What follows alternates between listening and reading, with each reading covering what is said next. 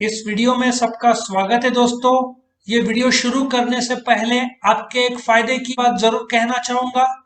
इस वीडियो के डिस्क्रिप्शन में आप जाओगे तो आपको इस सब्जेक्ट का लिंक मिल जाएगा, जिसको आप क्लिक करोगे तो chapter by chapter, question by question सारे के सारे वीडियोस आपको मिल जाएंगे और दूसरे सब्जेक्ट के भी लिंक्स मिल जाएंगे, जिसमें chapter by chapter, question by question सारे वीडियोस मिल जाएंगे। और एक और आपको आइडिया देता हूं, मेरे चैनल को आप क्लिक करोगे तो मेरे चैनल के प्लेलिस्ट पे जाओगे तो आपको 20 के ऊपर सब्जेक्ट्स के लिंक मिलेंगे। बस आपको क्लिक करना है, जो सब्जेक्ट आपको के वीडियो चाहिए, बस आपको chapter by chapter, question by question सारे वीडियोस मिल जाएंगे। तो चैनल को जरूर सब्सक्राइब करो ताकि आपको हर रोज जो हम अपडेट करते वीडियोस वो मिलते रहें। तो हम शुरू करते हैं इस क्वेश्चन का वीडियो अभी। सबसे पहले तो समझना है तुमको मीनिंग क्या होता है। हम एक बार राइटअप देख लेंगे और फिर मैं तुमको बताता हूं। Planning is the first step in the management process. ठीक है, सबसे पहला फंक्शन क्या होता है? प्लानिंग होता है। Planning is deciding in advance what is to be done, how it is to be done, why it is to be done, and who is to do it. Now सबसे पहले तुमको मैं एक ड्राइंग बताता हूँ जिससे तुमको एक अंदाजा आएगा। ये तुम्हारा स्टार्ट किससे होता है? प्लानिंग से होता है, करेक्ट। ये सबसे पहला फंक्शन है तुम्हारे सामने जो आ रहा है, ये फंक्शन नंबर 1 जो है प्लानिंग। ठीक है, so planning is the first function of management, correct. Now एक तो पहले समझो कि मैनेजमेंट फंक्शन और मैनेजमेंट प्रोसेस एक ही होता है। सो प्लानिंग देखा जाए तो सबसे पहला फंक्शन है।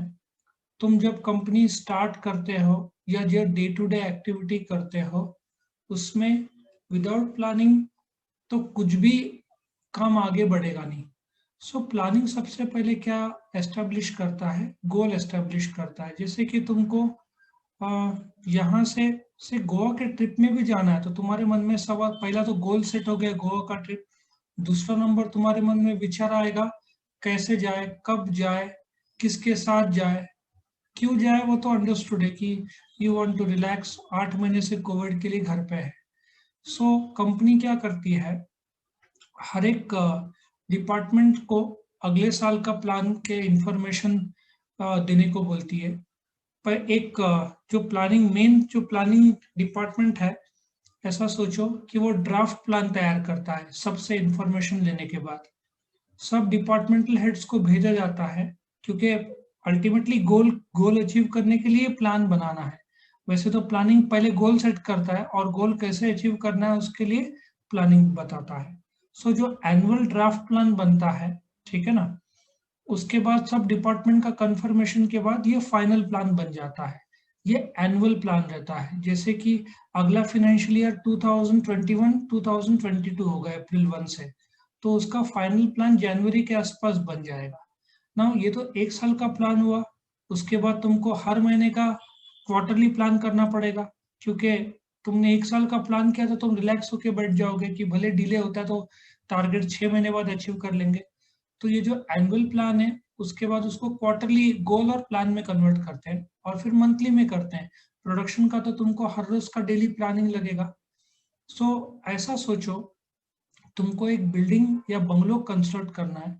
उससे पहले क्या करोगे? तुम जगह सोचोगे, डिस्कशन करोगे, आर्किटेक्ट को बुलाओगे, डिस्कशन करोगे कितने फ्लोर्स होंगे, ठीक है ना। वो ड्राइंग तुमको देगा, उस ड्राइंग को प्लान बोलते हैं। सो प्लानिंग क्या है? एक प्रोसेस है, चर्चा है, डिस्कशन है, ठीक है ना। उसके बाद लिखित फॉर्म में जो बनता है वो प्लान बनता है। कंपनी में पहले ड्राफ्ट प्लान बनता है और फिर फाइनल प्लान बनता है। याद रखो, प्लान एक प्लानिंग का नतीजा है। प्लानिंग डिस्कशन, जैसे तुम ट्रिप में जा रहे हो और फिर लिखित फॉर्म में तुमने बना दिया कि भाई जाओगे 25 नवंबर को और ट्रेन से जाओगे, ये सब लिखित फॉर्म में, ये तुम्हारा प्लान हुआ। सो जो प्लानिंग इज अ डिस्कशन, और जो आर्किटेक्ट जो एक कागज में ब्लू पेपर आता है ना, ब्लू प्रिंट जिसको बोलते हैं, ड्राइंग ऑफ द बिल्डिंग, उसको प्लान बोल सकते हैं। आई होप समझ में आया। सो प्लानिंग भविष्य के लिए होता है। प्लानिंग में मैनेजर एडवांस में डिसाइड करता है भविष्य में क्या करना है। जैसे तुम ग्रेजुएशन के बाद क्या करने वाले हो ये तुम सोचोगे।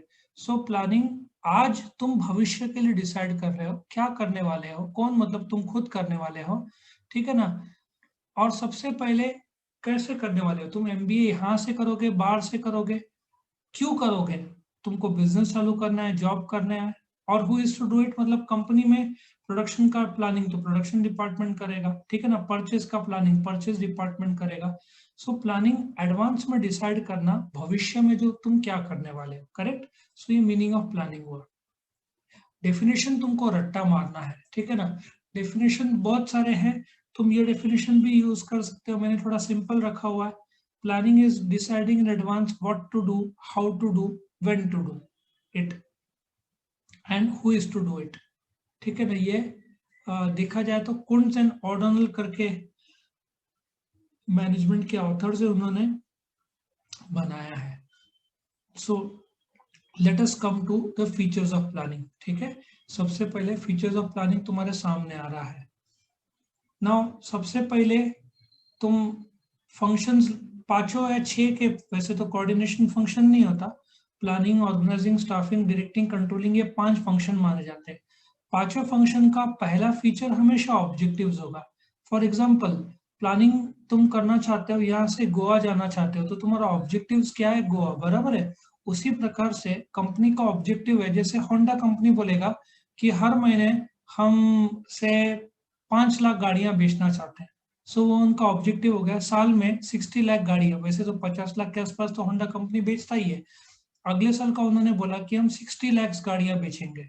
सो महीने का 5 लाख में कन्वर्ट कर दिया। सो एनुअल ऑब्जेक्टिव को क्वार्टरली, क्वार्टरली मतलब 15 लाख 3 महीने का, 1 महीने का 5 लाख उसमें कन्वर्ट कर दिया। सो प्लानिंग पहले ऑब्जेक्टिव तय करता है और ऑब्जेक्टिव अचीव करने के लिए अलग अलग बोलते ना प्लान्स तैयार करता है, करेक्ट। दूसरा प्राइमरी फंक्शन, सी, बाकी सब function organising, staffing, directing, controlling, सारे के सारे फंक्शन बाद में आएंगे। तुम गोवा जाने के बाद क्या करोगे वो उस समय की बात है, बट आज की बात क्या है, तुम प्लान करोगे। याद रखो, बाकी जैसे एक इंसान का जन्म होता है और फिर जीवन आगे बढ़ता है, जीवन जन्म के बाद होता है, पहले जन्म तो होने दो इंसान को। सो प्लानिंग वही वाली बात है, बाकी सब फंक्शन बाद में आएंगे, पहले प्लानिंग आएगा, ठीक है। पहले प्लानिंग करोगे तब एग्जीक्यूट होगा, है ना। सो प्राइमरी फंक्शन है, सारे फंक्शन का बेसिक फंक्शन ये है, सबसे पहला। Next point is planning is pervasive या ऑल परवेजिव बोलते हैं। तुम डायरेक्टर ले लो, डायरेक्टर का प्लानिंग क्या होगा, मुकेश अंबानी रिलायंस का क्या प्लान करेगा कि जैसे कि रिलायंस का टर्नओवर ऐसा सोचो कि 6 लाख करोड़ है सॉरी, तो वो बोलेगा अगले साल हमारा टर्नओवर 7 लाख करोड़ होना चाहिए। सो ये मुकेश अंबानी ने ऑब्जेक्टिव सेट कर दिया। फिर एट द मैनेजरल लेवल, ठीक है, जो परचेज मैनेजर, प्रोडक्शन मैनेजर, उनको प्रोडक्शन करना पड़ेगा, 6 लाख का टर्नओवर करना है तो उतना गुड्स बनाना पड़ेगा। पेट्रोकेमिकल में है, जामनगर में वर्ल्ड का सबसे बड़ा पेट्रोकेमिकल प्लांट है। तो दूसरा पॉइंट जो ऑल परवेजिव मतलब मिडिल लेवल मैनेजर को भी, प्रोडक्शन मैनेजर को भी प्लान करना पड़ेगा कि क्या प्रोडक्शन करना है, कैसे करना है। एग्जीक्यूटिव को भी प्लान करना पड़ेगा। सो ऑल परवेजिव मतलब टॉप, मिडिल और लोअर लेवल सबको प्लान करना पड़ता है। ऐसा कोई भी, ऐसा नहीं है कि टॉप लेवल ही प्लान करे। तुम्हारे घर पे भी देख लो, फादर को अपना काम में जाने का प्लानिंग, भाई 9 बजे जाना है तो 8:30 बजे निकलो। मम्मी को खाना टाइम में बनाना पड़ता है, उसका प्लान करना पड़ता है। तुमको पढ़ाई का प्लानिंग, वैसे तुम्हारा पढ़ाई का प्लानिंग तो वैसे ही क्लियर है, एग्जाम 25 दिसंबर को तो नहीं, 25 को तो क्रिसमस, 24 25 26 दिसंबर को एग्जाम है, तो 25 के रात को पढ़ाई शुरू करोगे, बराबर ना। तुम्हारा प्लान एकदम सेट रहता है एग्जाम के एक दिन पहले, वो भी रात को। so planning is pervasive, continuous. Now let us take one example, Reliance का एग्जांपल लेते हैं। जब उन्होंने जियो लॉन्च किया, बराबर है, उन्होंने पहले 1 या 2 साल फ्री दिया था। जियो का लॉन्चिंग के बाद सक्सेस हो गया, आज 35 करोड़ लोग जियो यूज करते हैं। फिर उन्होंने लाया जियो फाइबर, ठीक है ना। फिर जियो रिटेल, अभी एक एक करके कैसे उन्होंने बिग बाजार को भी खरीद लिया जियो रिटेल ने।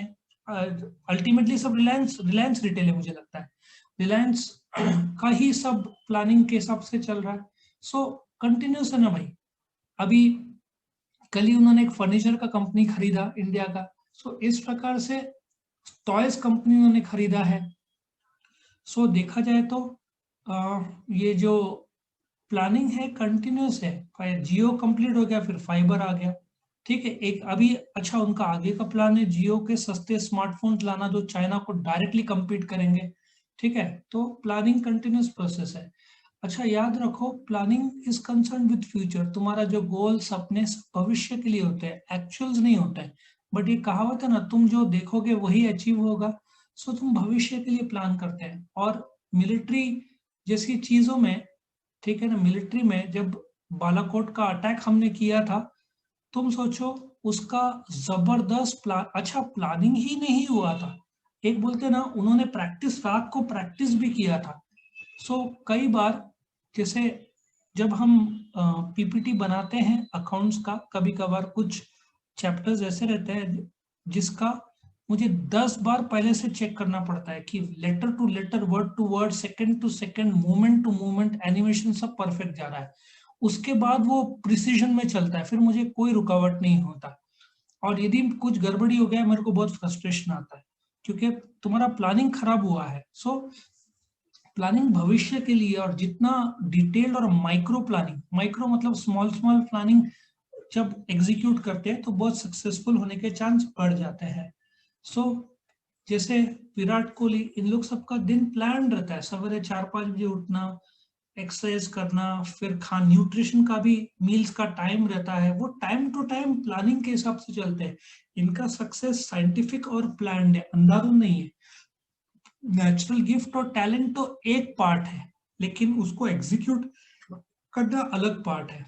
सो concern with future, planning is concern with future, भविष्य का तुम प्लान कर रहे हो। दूसरा, प्रोसेस, प्लानिंग एक प्रक्रिया है। जैसे कि तुम आगे एमबीए करना चाहते हो तो तुम एक प्रोसेस करोगे। कौन सा प्रोसेस?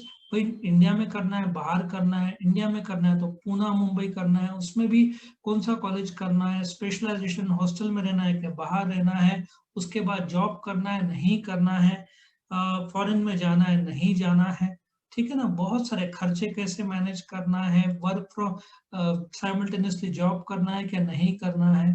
सो ये एक झटके का थोड़ी होता है, एक प्रोसेस है, एक लंबा समय का डिस्कशंस है। तुम्हारा टीम, प्रोडक्शन मैनेजर को जब प्लान करना है आज का प्रोडक्शन क्या करना है, तो उनको सेल्स डिपार्टमेंट से आंकड़े देने पड़ते हैं कि उनको क्या बेचना है, उसके हिसाब से प्रोडक्शन वालों को प्लान करना पड़ता है। लेकिन उसके लिए उनको परचेज वालों से बात करना पड़ता है, भाई रॉ मटेरियल तो दो तब जाकर प्रोडक्शन करेंगे। फिर एचआर से बात करना पड़ता है, वर्कर्स तो दो, और फिर मजदूर को पगार के लिए अकाउंट्स डिपार्टमेंट। सो प्रोसेस है, एक झटके में प्रोडक्शन थोड़ी होता है, उसके लगातार डिस्कशन होता है, प्रोसेस है। सातवां, इंटेलेक्चुअल प्रोसेस, तुम जब थिंक करते हो, सोचते हो भविष्य का, अच्छा प्लानिंग कुछ भी हो सकता है, गवर्नमेंट को भी चलाने के लिए प्लानिंग लगता है, एक साईं बाबा संस्थान चलाने के लिए भी उनको प्लानिंग लगता है। एक इंटेलेक्चुअल थिंकिंग प्रोसेस है कि तुम आगे क्या करना चाहते हो, तुम्हारा गोल क्या है, उसको कैसे अचीव करोगे, क्योंकि कोई भी रियलिटी नहीं है, सब भविष्य में, बोलते ना सब अंधेरे में, तुम मन में देख पा रहे हो भविष्य में तुम क्या करने वाले हो, ठीक है। So it's a thinking process, intellectual process, क्योंकि तुमको अपना ब्रेन यूज करना पड़ेगा ठीक से। तुम देखो, जब हम सैटेलाइट लॉन्च करते हैं, रॉकेट्स लॉन्च करते हैं स्पेस के लिए, कई बार ऐसे हुआ है। अब्दुल कलाम का एक इंटरव्यू मुझे याद है, जिसमें उन्होंने कहा था कि उन्होंने, बोलते ना माइक्रो लेवल पे प्लानिंग किया था। वो कौन सा सैटेलाइट था मुझे नाम याद नहीं आ रहा है, बट क्या हुआ, सैटेलाइट लॉन्चिंग के ठीक 30 या 40 सेकंड पहले कंप्यूटर ने रोक दिया, कुछ तो कमी था। फिर कलाम ने सब चेक किया और पाया कि ज्यादा मेजर प्रॉब्लम नहीं है, फिर भी उड़ान भर सकते हैं, तो उन्होंने कंप्यूटर को बाईपास करके लॉन्च कर दिया। वो जा रहा था स्पेस, वो बे ऑफ बंगाल में गिर गया रॉकेट। तब उनको अपनी गलती का एहसास हुआ। अगले साल उन्होंने और जबरदस्त प्लानिंग किया और उसको सक्सेस किया। सो इंटेलेक्चुअल प्रोसेस है, उस समय उन लोगों ने गलती किया, लेकिन आगे का रॉकेट लॉन्चिंग के लिए बहुत जबरदस्त प्लान किया, ठीक है ना। आर्ट इंटीग्रेटेड प्रोसेस, मैंने तुमको इंटीग्रेटेड के बारे में ऑलरेडी बता दिया है कि सेल्स डिपार्टमेंट वाला सेल्स टारगेट देगा, प्रोडक्शन वाला प्रोडक्शन करेगा, उसके लिए परचेज वाले को खरीदना पड़ेगा, एचआर वाले को लोग देने होंगे, और चारों में खर्चा और जो भी पैसा लगेगा, कीमत तय होगा, ये सब अकाउंट्स डिपार्टमेंट, फाइनेंस डिपार्टमेंट का काम है। सो इंटीग्रेशन के बिना कंपनी चल ही नहीं सकता, इंटीग्रेटेड प्रोसेस है। Ninth point, choice. अभी क्या होता है, मैं तुमको दो एग्जांपल दूंगा। पहला, जैसे मैंने तुमको बताया तुम एमबीए करना चाहते हो, तुम्हारे पास चॉइस रहेगा मुंबई में करना है, पुणे में करना है, या तो फिर इंडिया में करना है, अब्रॉड में करना है। अभी जैसे जब तुम प्लान बनाते हो, तुमको मारुति कंपनी ने क्रिसमस, अभी तो दिवाली खत्म हो गया, क्रिसमस के लिए गोल दिया है कि इतने गाड़ियां बनाना है। सो तुम्हारे पास चॉइस है, आज वैगनआर, मारुति कंपनी वैगनआर बनाएगी क्या स्विफ्ट डिजायर बनाएगी। ठीक है ना, सारे के सारे गाड़ियां एक साथ तो बन नहीं सकते, उनको शिफ्ट में करना पड़ता होगा। So planning involves choice, choice requires alternatives. जैसे तुम आगे अलग अलग कॉलेजेस चुनोगे, से ऑल्टरनेटिव्स तैयार करोगे, उसमें से चुनोगे। सो प्लानिंग हमेशा भविष्य के लिए होता है, और भविष्य में चॉइसेस रहते हैं तुम्हारे पास। हाँ, तुम्हारे पास जैसे तुम नहीं चाहते फॉरेन जाना, तो तुमने खुद ने वो चॉइस को अलग कर दिया है। ठीक है, planning involves choice, flexible. Now ये सबसे ज्यादा इंपॉर्टेंट आज के टाइम में, कोविड के टाइम में। सी हमने जो भविष्य का प्लान किया था टीचिंग का, कोविड की वजह से ऑनलाइन लेक्चर ले रहे हैं। उसी प्रकार से जब कंपनी प्लान करती है तो उसको फ्लेक्सिबिलिटी रखना पड़ता है। कितने कंपनीज ने जो प्लान किया था अप्रैल मई में या मार्च में कि अप्रैल में नया फाइनेंशियल ईयर आ रहा है, सबसे ज्यादा नुकसान टूरिस्ट वालों को हुआ रहेगा, हिल स्टेशन में होटल्स को हुआ रहेगा। सी हिल स्टेशन का उनका मेन सीजन माथेरान, महाबलेश्वर अप्रैल में जून में रहता है। बारिश के टाइम में काफी हद तक टूरिस्ट कम आते हैं, क्योंकि फॉग रहता है, दिखता नहीं है रास्ते में। ठीक है ना, तो फैमिलीज तो कम ही आते हैं ऐसे हिल स्टेशन में बारिश के टाइम में। तो उनका जो प्लान होगा, उन्होंने जो अरेंजमेंट किया होगा, सब टूट गया होगा। तो फ्लेक्सिबिलिटी क्या बोलता है, कई बार, अब मैं तुमको एक बेस्ट एग्जांपल देता हूँ। एक 5 स्टार होटल है जिसका नाम हिल्टन है। कम सुनने को मिलता है, फॉरेन में बहुत फेमस है। उसका फाउंडर जो था वो खरीदने गया था बैंक, किसी कारणवश वो डील नहीं हो सका, तो उसने प्लान चेंज करके हिल्टन होटल खरीद लिया। सो कभी कभार तुमको फ्लेक्सिबिलिटी दिखाना पड़ता है अपने प्लानिंग में। जैसे कि जब अमेरिका ने ओसामा बिन लादेन पे, बोलते ना, को हेलीकॉप्टर के थ्रू मार गिराया था, उनके पास प्लान ए प्लान बी था। फ्लेक्सिबल कैसे था उनका प्लान, दो हेलीकॉप्टर में गए थे वो लोग। उसका डिस्कवरी या तो नेशनल जियोग्राफिक में डॉक्यूमेंट्री देखना बहुत बढ़िया है। तो उन्होंने रडार, जो है पाकिस्तानी रडार, उनको पता था ये रेंज के नीचे, जैसे तुम सेकंड फ्लोर की बिल्डिंग में हो, फर्स्ट फ्लोर में रेंज नहीं पकड़ेगा, वैसा वो लोग नीचे उड़ रहे थे। तो उन्होंने प्लान बी भी बनाया था कि इनकेस कुछ प्रॉब्लम आता तो सेकंड हेलीकॉप्टर मदद करेगा।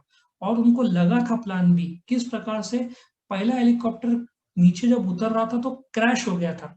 कुछ लोग मरे नहीं थे, बट वो क्रैश हुआ था। तो प्लान बी कैसा था, दूसरे हेलीकॉप्टर में मिलिट्री लोगों ने ओसामा बिन लादेन को जैसे गोली मार दी, और फिर उसकी बॉडी पिकअप करके सेकेंड हेलीकॉप्टर में आ गए, और आने से पहले जो फर्स्ट हेलीकॉप्टर के अंदर बॉम्ब डाल के उड़ा दिया, ताकि उनके जो बनाए हुए सीक्रेट्स किसी को पता ना चले। उन्होंने अपने प्लान में फ्लेक्सिबिलिटी नहीं रखा होता, एक ही हेलीकॉप्टर लेके गए होते तो आज वो लोग फंस गए होते। उन्होंने प्लान बी भी तैयार रखा था कि इनकेस। उसी प्रकार से इंडिया ने मिलिट्री में हमेशा प्लान ए, सक्सेस होना प्लान ए कोई जरूरत नहीं है, प्लान बी तुमको रखना पड़ता ही है। ठीक है, सो ये तुम्हारा फीचर्स ऑफ प्लानिंग था। वीडियो पसंद आया तो लाइक कीजिए, अपने फ्रेंड्स के साथ शेयर कीजिए, उनका भी फायदा हो, और चैनल को सब्सक्राइब कीजिए। Thank you.